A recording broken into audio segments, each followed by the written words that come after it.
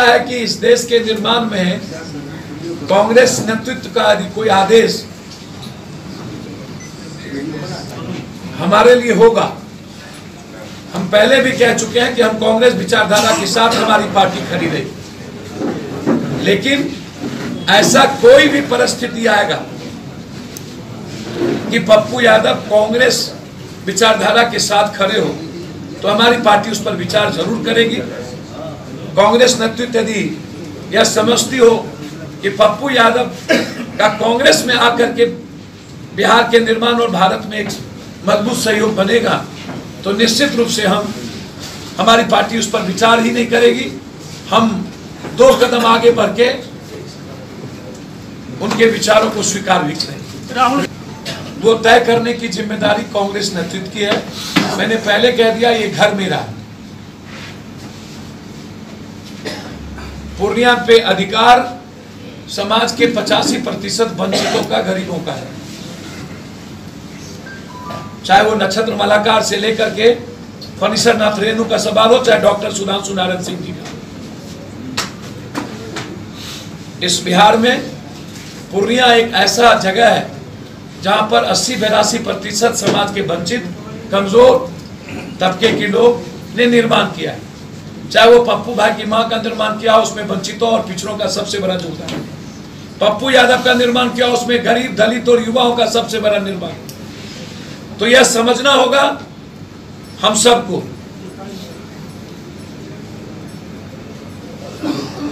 लेकिन आजादी के बाद जिसने निर्माण किया है उसी का सम्मान इस पूर्णिया में कभी नहीं हुआ। पप्पू यादव से उन वर्गों का, हर वर्गों का दूध और मां का रिश्ता है, हर परिवार का। और मुझे पता है उसकी पीड़ा, उसका दर्द, क्योंकि मैंने देखा है, अन लोगों ने नहीं देखा। बांध जाने पर सोती क्या, हमें दर्द है। सर, फ्रेंडली फाइट की जो बात कर रहे हैं, सर फ्रेंडली फाइट तो होता ही रहा है। आप हमारे घर से दखल भी कीजिएगा और फ्रेंडली फाइट के लिए तैयार भी नहीं होइए, तब तो किसी को पता चलेगा कि परंपरागत सीट है कि वो जनता की बनी हुई सीट है। सर, जनता मालिक होता है, कोई और नहीं।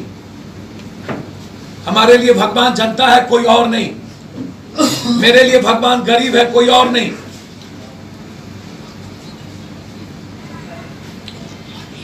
सीधा आप समझिए, आप हमें हमारे भगवान से अलग नहीं कर सकते। आप हमारे मां के आंचल से अलग नहीं कर सकते। आप हमारे मां के आंगन से अलग नहीं कर सकते। एक मां से आप उसके बच्चे को नहीं छीन सकते। आज आपकी कांग्रेस से क्या? राहुल गांधी जी को पहले भी मैंने कह दिया था कि मैं गठबंधन का हिस्सा हूं, तय आपको करना। राहुल गांधी जी को लगेगा कि पप्पू यादव एक मजबूत विचारधारा के साथ कांग्रेस भी ज्वाइन करके निर्माण कर सकता है, तो मैं उसको स्वीकार करूं। आज चर्चा है कि मिथिलांचल की एक सीट से आपकी बात चल रही है महागठबंधन। सर, मुझे इस बात की जानकारी नहीं है। दिल्ली महागठबंधन के रूप में जो तय करेगा मैं स्वीकार करूं, लेकिन यदि महागठबंधन के रूप में तय नहीं होगी तो फिर 28 तारीख का नॉमिनेशन और 26 का नॉमिनेशन, कोई एक जगह, फिर मैं आपको कह रहा हूं, मैं कोई एक जगह ही चुनाव लड़ूंगा, चाहे पूर्णिया या मधेपुरा, 2 जगह नहीं। लेकिन यह तय कर दिया हूं कि 28 या 26 आज शाम तक गठबंधन को तय करना है कि पप्पू यादव के लिए क्या करना। कभी कहा, हमने कहा मधेपुरा कोई दिक्कत नहीं है, मेरा घर पूर्णिया दे दीजिए, बोला कोई प्रॉब्लम नहीं है। फिर पूर्णिया से हमें आप बेदखल कर दिए। फिर आपने कहा खगड़िया, फिर खगड़िया से बेदखल कर दी। राजनीति में अहंकार का क्या मतलब? हमारी कोई लड़ाई कभी भी व्यक्तिगत तौर पर लालू यादव जी और उस परिवार से नहीं, वैचारिक लड़ाई सबकी रहती है। व्यक्तिगत लड़ाई तो नीतीश जी और लालू जी की थी, व्यक्तिगत लड़ाई तो मायावती और अखिलेश जी की थी। जब अपने और अपने राजनीति के लिए आप नीतीश जी से समझौता करते हैं, शरद यादव जी बीजेपी और जदयू से समझौता करके आते हैं, तो सब जायज हो जाता है।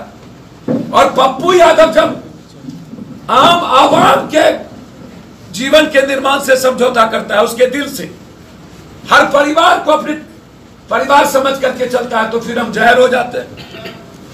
ऐसा जहर क्यों? आज इस जहर की कोई जरूरत है?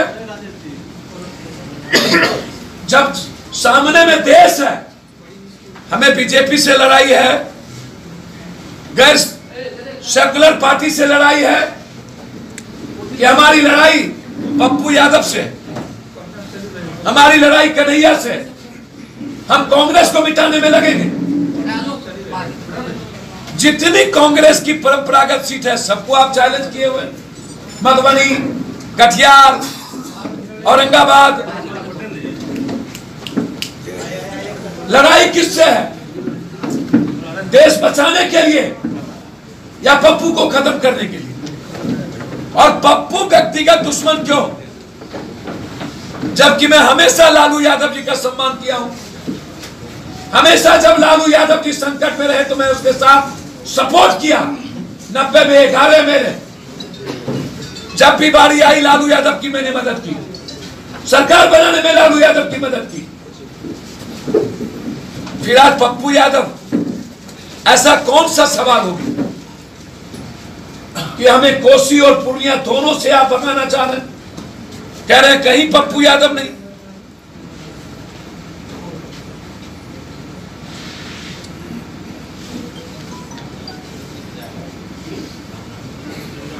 आप हमारे ही घर से हमें दखल करते हैं। 5 साल मैंने लगातार, मैं अपने जीवन में कोसी सीमांचल के हर घर से रिश्ता बनाया। 5 साल हर परिवार के हर व्यक्ति से रिश्ता बनाया। मैंने 5 साल अपनी जिंदगी दी है।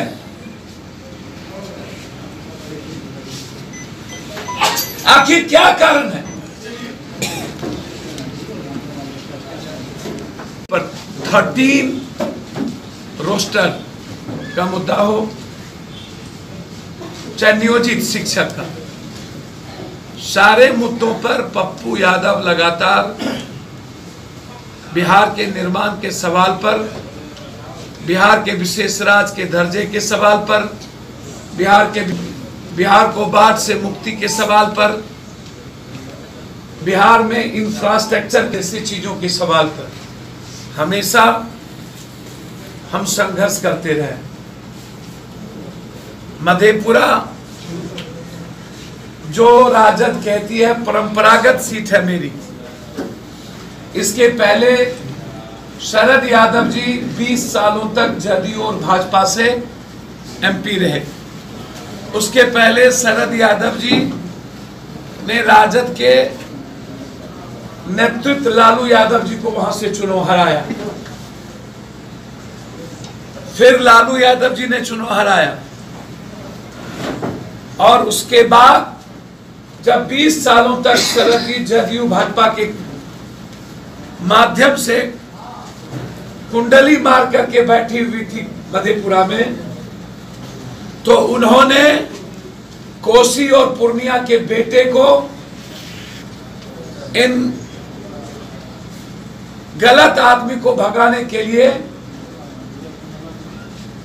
टिकट दिया। पप्पू यादव किसी परंपरागत सीट के कारण चुनाव नहीं जीता। पप्पू यादव कोसी का बेटा है, पूर्णिया का बेटा है, इसीलिए यह सीट पप्पू यादव को, इसके पहले भी बाय इलेक्शन जब हम चुनाव लड़े पूर्णिया से हारे थे, तो हमें टिकट पूर्णिया सीट को सुरक्षित रखा जाए इसके लिए पप्पू यादव को मिली मधेपुरा सीट को। मेरा कतई मन नहीं था पूर्णिया से बाहर जाने का, लेकिन जब मधेपुरा की सुरक्षा का सवाल आया और एक व्यापक बिहार के एक मजबूत विचारधारा के निर्माण की बात आई तो पप्पू यादव राजद मिल करके चुनाव लड़े। फिर आज ये कहां से हो गया कि राजद की परंपरागत सीट है और आप कोसी और पूर्णिया से हम कहां भाग जाएं?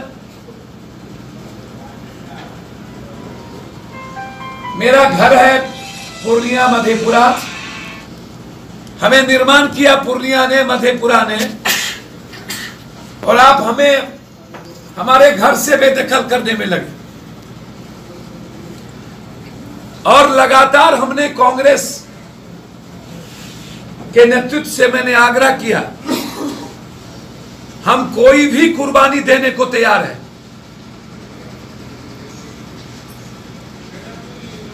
इस देश को बचाने में, इस देश के डर और भय के वातावरण को खत्म करने में, युवाओं और छात्रों के निर्माण के लिए, बिहार के गरीबी के निर्माण के लिए, बिहार की आजादी के लिए, हम जहां आप महागठबंधन का मुझे हिस्सा समझें, मैं आपके साथ खड़े रहने को तैयार हूं।